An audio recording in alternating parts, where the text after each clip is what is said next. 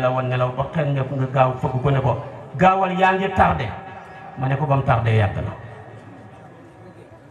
da nga ko war a tàggat ci teel a yeew rooxu moom jaamu yàlla rek bu la ci kenn nax rooxu gu la gën a mën a jaamu yàlla gën laa seet am communication ak malaul aala alifa nuska wal ibadata wal xalwata tiflan wa hakada nujaba. bu fekkee ne nag xel dañ koy yar ci xam-xam boo yoree sa doom fexeel mu jàng lu mu jàng xeet ko xel mu la gën a mën a takk xam-xam bu bëri rek xel moomu moo la gën a dund xel xam-xam a koy dundal waaye bu xamatul rek xel ma dee na ba bu set fexe la xam loo xamatul.